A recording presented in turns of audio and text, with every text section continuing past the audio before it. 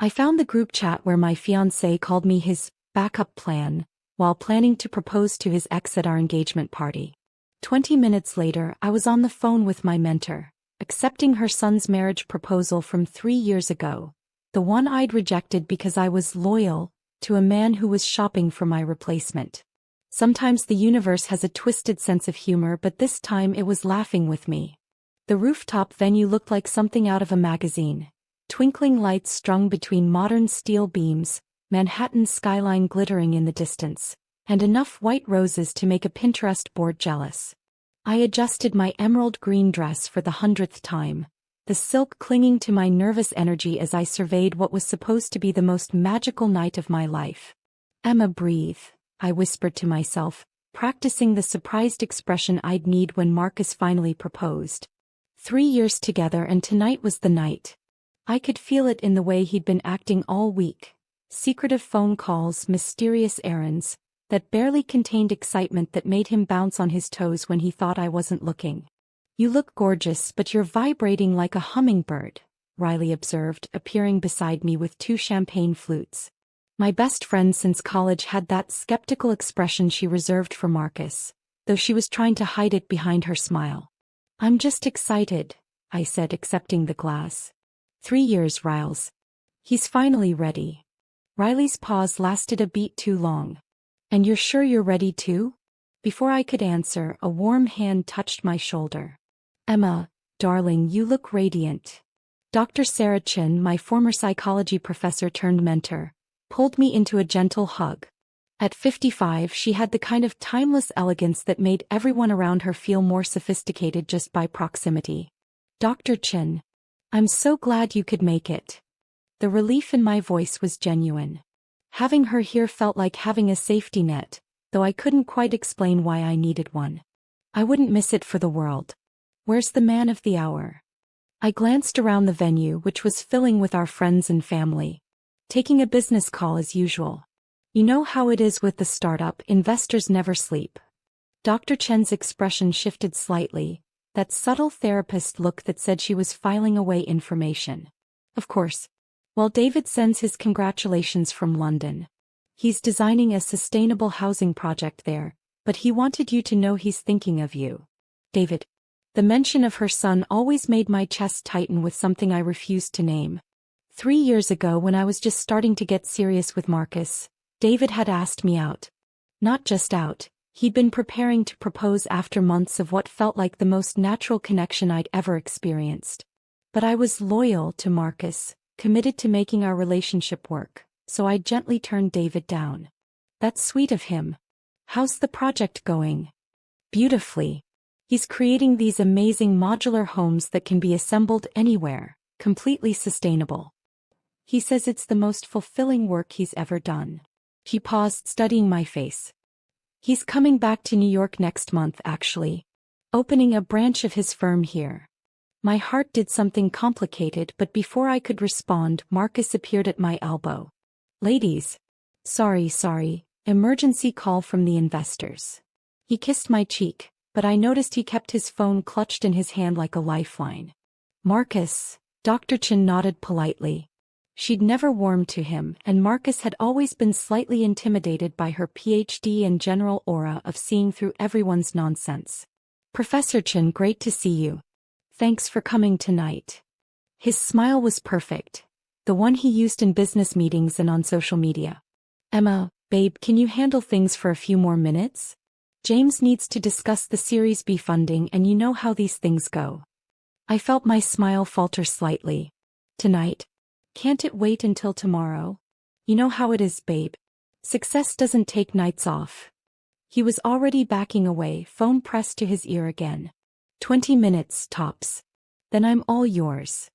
As he disappeared into the crowd, Riley muttered something under her breath that sounded suspiciously like, "typical." Dr. Chin watched him go with thoughtful eyes. "Emma, dear, how are you really doing? And don't give me the automatic fine. I can see the tension in your shoulders." The question caught me off guard. Wasn't I supposed to be blissfully happy tonight? "I'm just nervous about the proposal. You know how I overthink everything." "That's not overthinking energy," she said gently. That something isn't right energy. I've seen it in enough clients to recognize it. Before I could protest, my cousin Maria appeared with a crisis about the catering setup, pulling me away from Dr. Chen's perceptive gaze.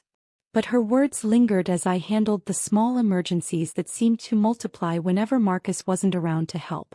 An hour into the party, I found myself alone at the bar watching Marcus across the room.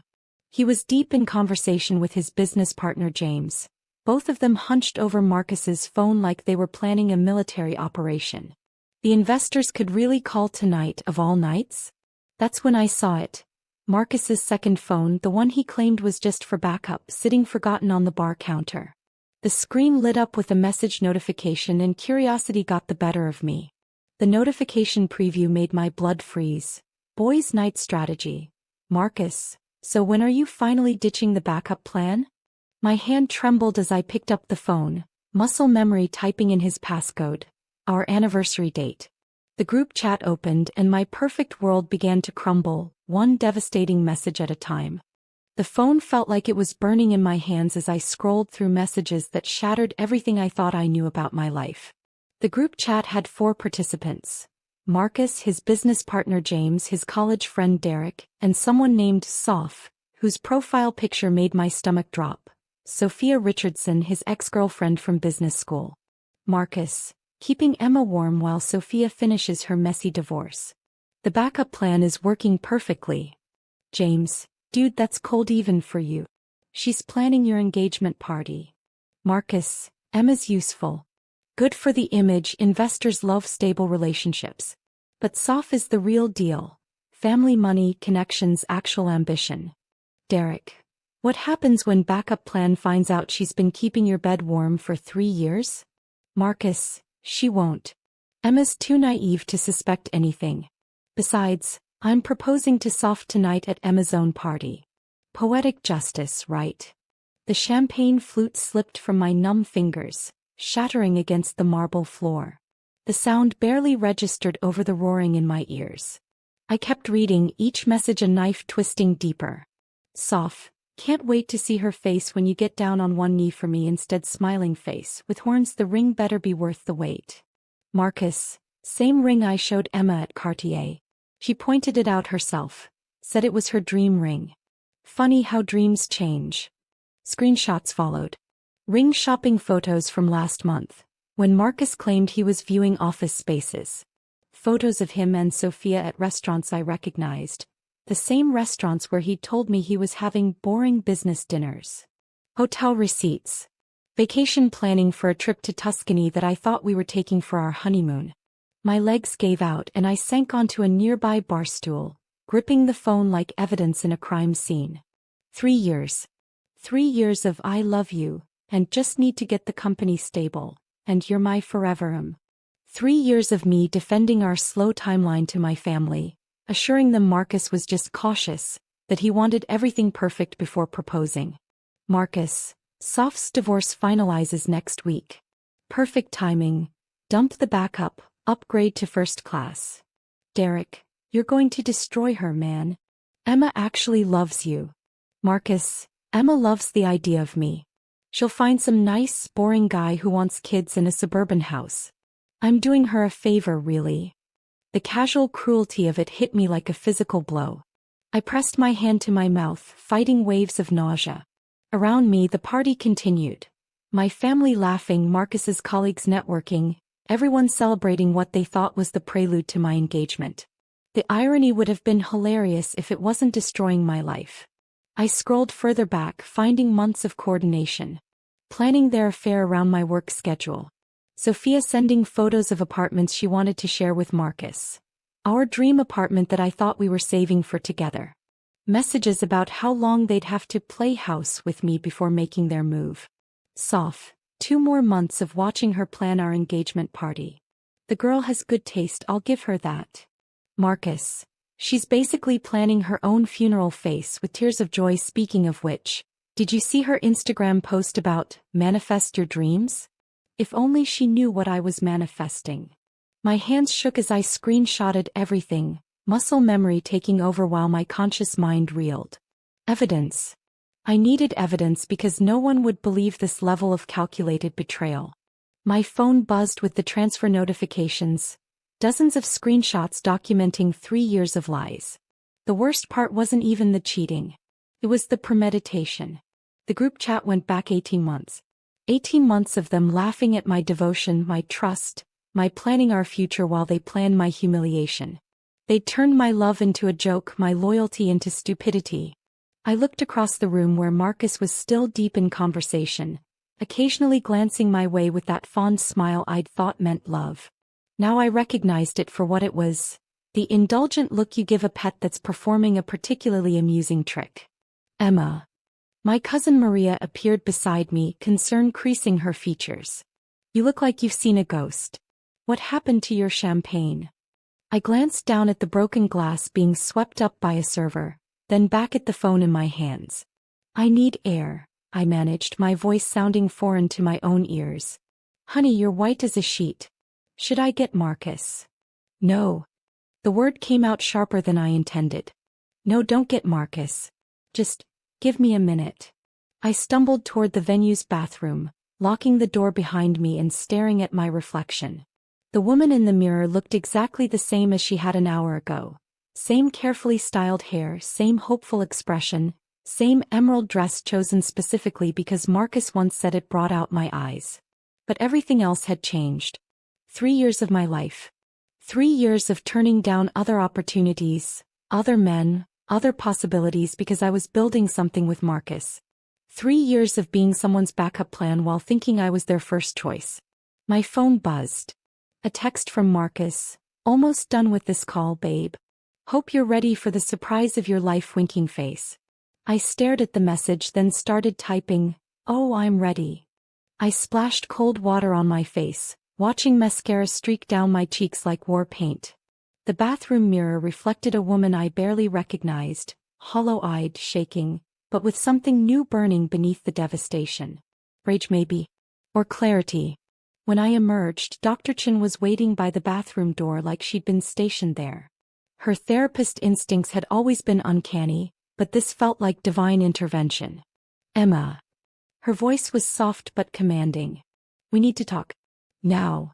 She guided me through a side door I hadn't noticed before, into what appeared to be the venue's private library. Leather chairs, floor-to-ceiling books, and blessed silence away from the party that was supposed to celebrate my future. Sit, she instructed, settling across from me with the kind of presence that made confession inevitable. What happened in there? And don't say, nothing. You look like someone just told you the world was ending. The dam burst. Everything poured out. The phone, the messages, the backup plan, the coordinated humiliation planned for tonight. Dr. Chen listened without interruption, her expression growing darker with each detail. When I showed her the screenshots, her jaw tightened in a way that made me grateful I wasn't Marcus. That calculating little sociopath, she said finally, her professional composure cracking. Emma, honey, I am so sorry. But I'm also proud of you. Proud. I laughed bitterly. I just spent 3 years of my life as someone's placeholder. What's proud about that? You found out before he could destroy you publicly. You gathered evidence. And you're here talking to me instead of making a scene that would give him exactly what he wants. You looking unstable while he plays the victim. She was right, but it didn't ease the ache in my chest. 3 years, Dr. Chen. I turned down David because I thought Marcus and I were building something real. I gave him my 20s, my best years, and for what? To be someone's convenient backup plan? Dr. Chen's expression shifted at the mention of her son. Emma. Can I tell you something I probably shouldn't? I nodded, too emotionally drained to be curious. David never stopped asking about you. Not directly, he's too respectful for that. But every family dinner, every phone call from London, somehow your name comes up. He asks if I've seen your work, how you're doing, if you seem happy. He paused, studying my face. When I told him about tonight's party, he went very quiet. Then he said, I hope she knows she deserves better than settling. The words hit differently now, stripped of the loyalty I'd felt to Marcus. He said that. David sees people clearly. It's what makes him such a good architect. He designs spaces for how people actually live, not how they pretend to live. And he saw right through Marcus from the beginning. I thought he was just being jealous, I admitted. David doesn't do jealousy. He does heartbreak quietly and with dignity. Do you know what he told me 3 years ago when you chose Marcus? I shook my head. He said, if she needs to learn what love isn't before she can recognize what love is, then I'll wait. But I won't wait forever. Dr. Chin leaned forward. Emma, my son is brilliant, successful, kind, and still single at 31 because he's been waiting for you to figure out what I've known since the day I met Marcus. That man was never worthy of you. But it's been 3 years. David's probably moved on. Dr. Chin pulled out her phone with a smile that looked suspiciously like a therapist who'd been waiting for this moment. Want to find out? Dr. Chin, I can't just call your son Anne. You're not calling him. I am. As your mentor, your friend, and a mother who's watched her son's face light up every time your name is mentioned for 3 years. She was already dialing. David? It's Mom. Yes, I know it's late there. Listen, I need you to sit down. Dr. Chin, wait. But she was already talking. Your Emma is here with me and she's had the worst night of her life. That worthless man was planning to humiliate her publicly tonight, and she just found out she's been his backup plan for 3 years. I could hear David's voice through the phone, sharp with concern and something that sounded like barely controlled anger. David wants to know if you're safe, Dr. Chin relayed. I'm safe, I managed. She's safe, but she's hurting. And David? Remember that proposal you made 3 years ago? The one she turned down because she thought she owed that narcissist her loyalty. My heart stopped. Dr. Chin, what are you doing? She handed me the phone. I'm giving you both a second chance. David, tell Emma what you just told me. David's voice came through, warm and familiar and slightly breathless. Emma? Are you really okay? Because I can be on the next flight to New York. You're in London, I said stupidly. I'm wherever you need me to be. I've been waiting 3 years to have this conversation. David, I'm a mess.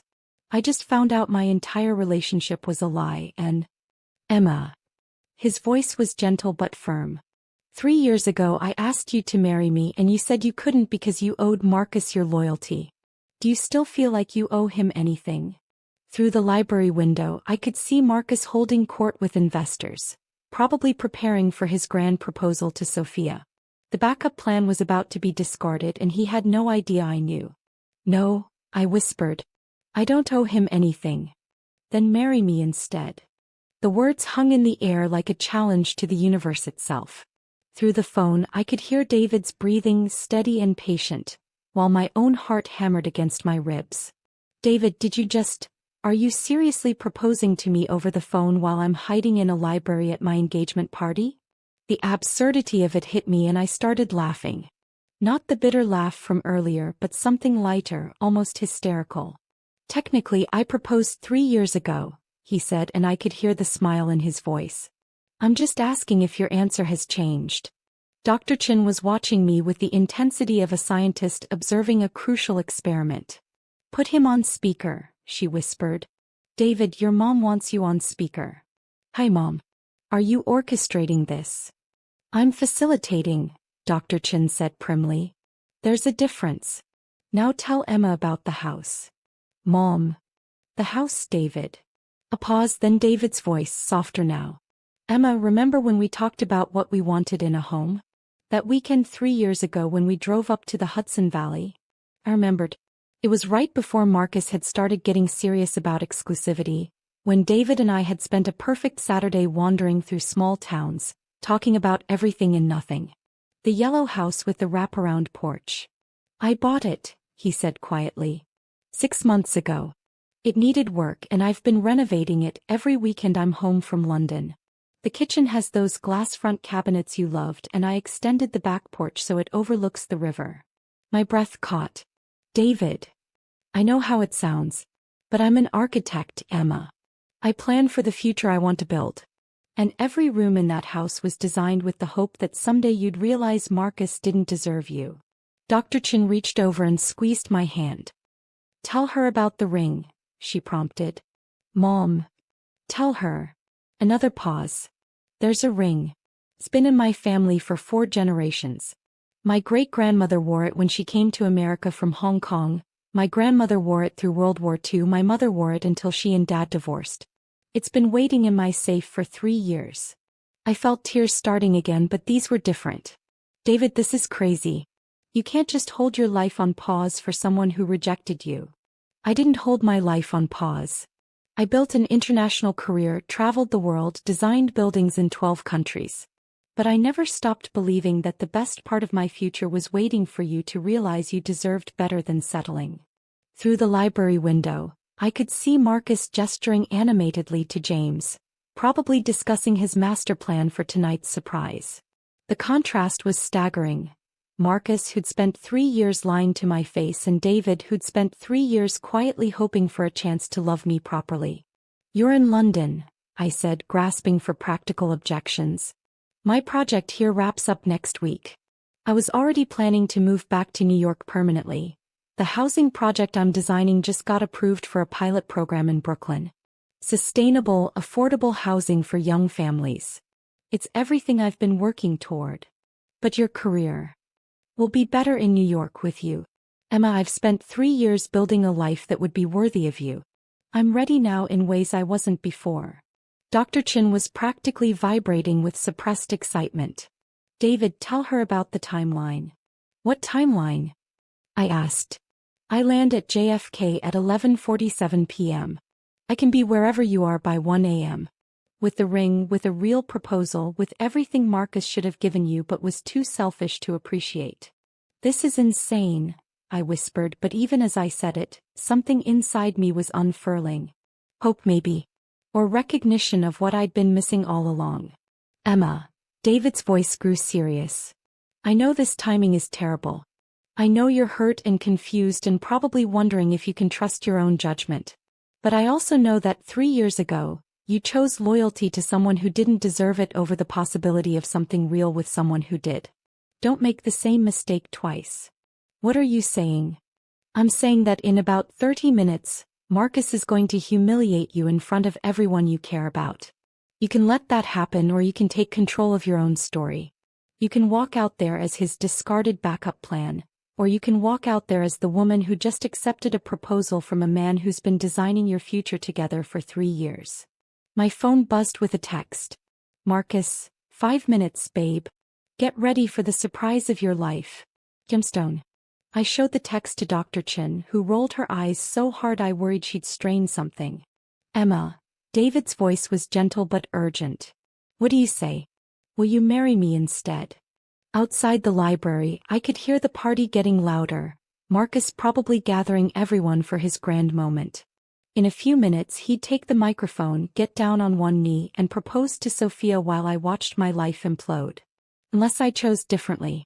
"Yes," I whispered, then louder. "Yes, David. I'll marry you." The walk back to the party felt like entering a different dimension. One where I held all the cards instead of being played by someone else's deck. Dr. Chin walked beside me, radiating the satisfaction of a woman whose long-term strategy had finally paid off. "Remember," she murmured as we approached the main area, "you control this narrative now. Don't let him make you the victim of his story." The party was in full swing, everyone blissfully unaware that they were about to witness either my humiliation or my liberation. Marcus stood near the small stage the venue had set up, microphone in hand, grinning like a man about to pull off the heist of the century. Sophia lurked near the bar, checking her makeup and her phone camera. "Ladies and gentlemen," Marcus's voice boomed through the speakers, "thank you all for being here tonight to celebrate love." The crowd gathered closer, champagne glasses raised expectantly. Riley shot me a questioning look from across the room. Where had I been? I gave her a subtle thumbs up that only confused her more. "Emma, sweetheart, come here," Marcus called, extending his hand toward me with that practiced smile. "This beautiful woman has been my partner, my inspiration, my everything for 3 incredible years." I walked toward him slowly, aware that every eye in the room was on me. My phone buzzed, David texting from his flight. "Whatever happens, remember you're choosing your own ending now." 3 years ago, Marcus continued, his voice dripping with false emotion, I met a woman who changed my life. Someone who made me believe in forever. He dropped to one knee, pulling out the ring box, the same one I'd seen in the screenshots, meant for someone else entirely. Gasps rippled through the crowd. My mother clutched my father's arm, tears already starting. "Emma Rossi, will you?"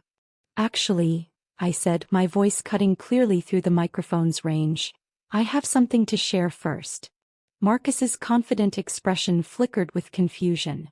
Babe, this isn't really the time." "Oh, it's absolutely the time." I walked to the venue's main screen, pulling out my phone. "See, while you were taking all those important business calls tonight, I discovered something fascinating about modern technology. Group chats auto-sync across devices." I connected my phone to the display system with the ease of someone who'd planned corporate presentations for years. The first screenshot appeared on the big screen, the boys' night strategy chat header visible to every guest. "What the hell are you doing?" Marcus hissed, starting to stand. "Stay down," I said sweetly. "You look so natural in that position." I clicked to the next screenshot. Marcus's words appeared in 20-point font for everyone to read. "Keeping Emma warm while Sophia finishes her messy divorce. The backup plan is working perfectly." The silence was deafening. I could see my father's face darkening, my mother's hand flying to her mouth. Riley's expression shifted from confusion to fury in real time. "Emma, this is taken out of context." Marcus scrambled to his feet, reaching for my phone. "Oh, there's so much more context," I said, clicking through the screenshots methodically. "Here's where you call me useful for the image. Here's where you plan to propose to Sophia at my own engagement party. And this is my personal favorite, where you say I'm too naive to suspect anything." Each revelation hit the crowd like a physical blow. Marcus's business partner James was backing away slowly, clearly recognizing his own participation in the messages. Several guests had their phones out, recording everything. "Ladies and gentlemen," I announced, feeling power surge through me with each word, "meet the real Marcus Chin, a man who spent 3 years lying to my face while planning to humiliate me publicly. Give him a round of applause for his performance." The silence stretched until someone, I think it was my cousin Tony, started a slow clap that spread through half the room. The other half looked too stunned to react. Marcus's face had gone ashen. "Emma, please let me explain." "Explain what?" "That you've been cheating on me with Sophia for 18 months? That you called me your backup plan, to your friends? That you were about to propose to her using the ring I picked out myself?" I gestured towards Sophia, who was trying to disappear behind a potted plant. "Sophia, don't be shy. Come claim your prize." But before Sophia could respond, the elevator dinged and David walked in. Even after a transatlantic flight, he looked like something out of a romance novel. Rumpled suit, determined expression, and carrying the most beautiful bouquet of peonies I'd ever seen. "Sorry I'm late," he called out, his voice carrying across the stunned crowd. "Traffic from JFK was terrible." He walked straight to me, ignoring Marcus entirely, and dropped to one knee in the exact spot Marcus had just vacated. "Emma Rossi," David said, his voice steady and sure, "I've loved you for 3 years, waited for you for 3 years, and built a life worthy of you for 3 years. Will you marry me instead?" The room erupted. My mother screamed. Riley whooped so loud she nearly dropped her champagne. Marcus stood frozen, still holding his ring box as David opened his own, revealing a vintage ring that sparkled with the weight of family history and genuine love. "Yes," I said loud enough for everyone to hear. "Absolutely yes." 3 months later. "You know what I realized?" I said, watching David sketch preliminary designs for a community center while I worked on marketing layouts at his kitchen table. "I spent 3 years walking on eggshells around Marcus, and 3 months with you feels more real than everything that came before." David looked up from his blueprints, pencil tucked behind his ear in that absent-minded way that made my heart flutter. "That's because you don't have to perform for me. You just have to be Emma." The difference was staggering. Where Marcus had made me feel like I was auditioning for the role of girlfriend every single day, David made space for all of me. The ambitious marketing director, the woman who cried at dog videos, the perfectionist who reorganized his spice rack alphabetically, and the creative soul who'd started designing jewelry again for the first time in years. Speaking of being Emma, David said, sliding a coffee mug toward me. Dr. Martinez called. She wants to feature your new collection in her wellness center's boutique. Really? I looked up from my laptop where I'd been working on the campaign for David's Brooklyn housing project. Somehow, mixing our professional lives felt natural in a way that had never worked with Marcus. She saw the pieces? I may have shown her photos when she came by the site yesterday. The sustainable housing project is right up her alley. Community wellness through environmental design. David's smile was pure pride. She said your metalwork has the same philosophy as my architecture. Form following function, beauty with purpose. 3 months of this. 3 months of someone who celebrated my successes instead of competing with them, who integrated me into his work instead of keeping me as a separate compartment, who talked about our future, and actually meant it. My phone buzzed with a text from Riley. Lunch tomorrow? Need to hear about the venue tour. Also, Marcus got fired from his startup. Karma's working overtime. I showed David the message. He glanced at it and shrugged.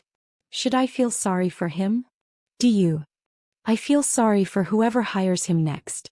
But mostly I feel grateful he was exactly as terrible as I suspected. David reached across the table to squeeze my hand. His loss became my greatest gift. The engagement ring, David's great-grandmother's ring, caught the light from his drafting lamp. For generations of love stories, and now it was part of ours. The weight of it still amazed me, not just the physical presence but the meaning. David's family had embraced me instantly, his grandmother calling me the one who finally brought our boy home. About the wedding, David said, that careful tone he used when he was about to suggest something he wasn't sure I'd like. Mom mentioned that the Chin family traditionally has a tea ceremony before the reception. But if you'd rather keep things simple. I'd love to learn about the tea ceremony, I interrupted. David, I want all of it. Your traditions, your family's history, everything that makes you who you are. His face lit up in a way that still made my stomach flip. And I want to learn about the Italian side. Your Nana already cornered me last Sunday with pasta making lessons. She's been planning your menu since the day after the engagement party disaster. I laughed. Fair warning, she's going to want to feed you until you can barely walk. I'm counting on it. I've been eating takeout for 3 years in London. The easy domesticity of it struck me again. We'd fallen into rhythms that felt like they'd existed for years instead of months. David working late into the evening on his sustainable designs while I refined marketing campaigns. Weekend trips to check on the Hudson Valley house, which was becoming more beautiful with every renovation. Family dinners that actually felt like family instead of performance art. Emma, David set down his pencil and gave me his full attention. Can I ask you something? Always. Do you ever worry we're moving too fast? 6 months from disaster to wedding. It's not exactly traditional timing. I considered the question seriously. With Marcus, 3 years had felt rushed because nothing was real. With David, 3 months felt like coming home to something that had been waiting for us all along. You know what I told Dr. Chin last week in therapy? I said, what? That I spent 3 years building a relationship on a foundation of lies, and 3 months building one on a foundation of truth. The timeline doesn't matter when the foundation is solid. David stood up and walked around the table, pulling me into his arms. For the record, I've been building this foundation for 3 years. You just finally moved in. Best real estate decision I ever made, I murmured against his lips. The house in Hudson Valley is pretty great too, he said, grinning. Want to drive up this weekend? I finished the master bathroom and the porch swing finally arrived. Are you trying to seduce me with home improvement projects? Is it working? I kissed him instead of answering, tasting forever in the certainty of his arms around me. 5 months after the engagement. The call came at 3 a.m., piercing through the peaceful quiet of David's apartment where I'd been staying more nights than not. David's phone lit up the darkness, and I felt him tense beside me before he even looked at the screen. It's Mom, he said, voice thick with sleep and immediate worry. Dr. Chin never called this late unless something was catastrophically wrong. David. Her voice was shaky in a way I'd never heard before. Your father collapsed. Heart attack. I'm at Beijing General Hospital and the doctors, Her voice broke. I sat up instantly, switching on the bedside lamp as David ran his hands through his hair. His parents had divorced when he was 15, but they'd maintained a respectful relationship, especially since his father had remarried and settled in Beijing. How bad? David asked, already swinging his legs out of bed. They're saying the next 48 hours are critical. David, I know you have the Brooklyn project presentation next week, but I'll be on the next flight. The presentation is worth millions, Dr. Chin protested weakly. Your entire New York expansion depends on it. The presentation doesn't matter if... David's voice caught. I'll figure something out. After he hung up, we sat in the dawn light filtering through his windows, the weight of crisis settling around us. The Brooklyn Sustainable Housing Project was David's dream.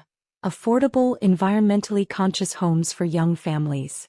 He'd spent 2 years developing the proposal, and next week's presentation to the City Planning Committee and major investors would determine whether his New York firm became reality or remained a fantasy. You have to go, I said firmly. Your father needs you. But the presentation. I'll handle it. David stared at me. Emma, you're brilliant, but this is architecture, not marketing. The technical specifications alone. Then teach me. I was already reaching for my laptop. You have 12 hours before your flight. Download everything into my brain and I'll present your vision. The investors will expect the architect, not his fiancée playing substitute. The investors will get someone who believes in your work as much as you do. I pulled up his project files, scanning the detailed plans and sustainability reports. David, I've been living and breathing this project for months. I know every eco-friendly feature, every community benefit, every cost projection. I might not be able to design the buildings, but I can sell them. For the next 10 hours, David and I worked with the intensity of people defying impossible odds. He walked me through every technical detail, every potential investor question, every architectural decision that made his housing design revolutionary. I absorbed it all, translating his passion into language that would resonate with bureaucrats and businesspeople.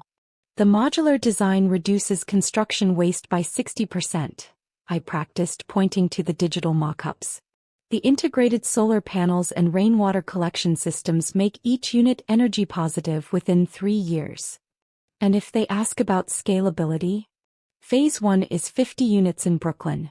Success there leads to replication in Queens, the Bronx, and eventually a model for affordable housing nationwide. I looked up from my notes. David, this isn't just a business presentation. This is about changing how America thinks about sustainable living. At 2 p.m. I drove him to JFK, both of us running on caffeine and adrenaline. In the departure area, he pulled me close, his eyes bright with emotion. I can't believe I'm about to get on a plane and leave you to save my career. I'm not saving your career. I'm protecting our future. I straightened his collar, a gesture that had become automatic over the past months. Your father needs you and I've got everything else covered. What if I lose you both? The presentation, Anne. You won't lose me. And your father is going to be fine because Chin men are apparently too stubborn to die young. I kissed him softly. Go save your dad. I'll save the presentation. The next 3 days blurred together in a chaos of preparation and crisis management.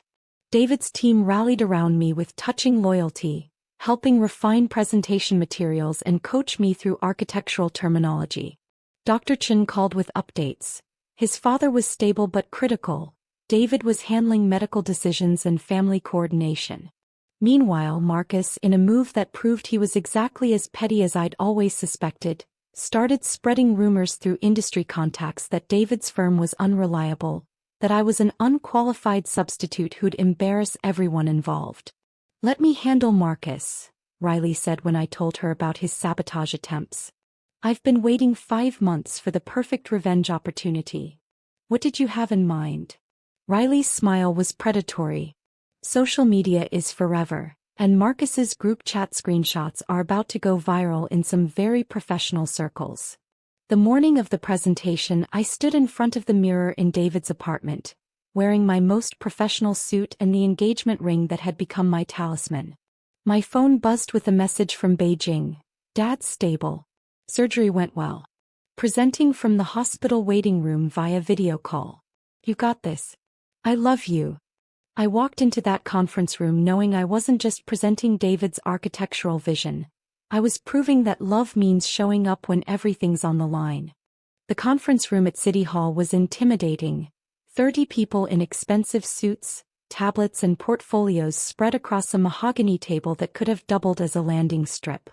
I'd presented to tough crowds before, but never with someone else's entire future riding on my performance.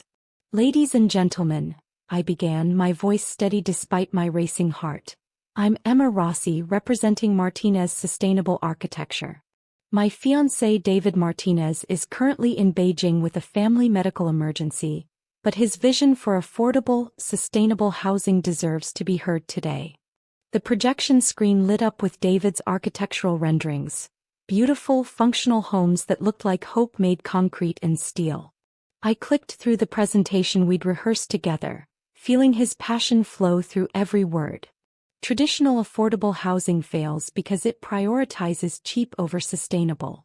These modular units cost 30% less than conventional construction while producing 60% less environmental impact. More importantly, they create communities, not just housing. Questions came rapid fire. Technical specifications, cost projections, scalability concerns. Every answer David had drilled into me came naturally, backed by months of watching him work and believing in his mission. Ms. Rossi, interrupted Harold Morrison, the committee's notoriously difficult chairman, with all due respect, you're a marketing professional presenting an architect's work.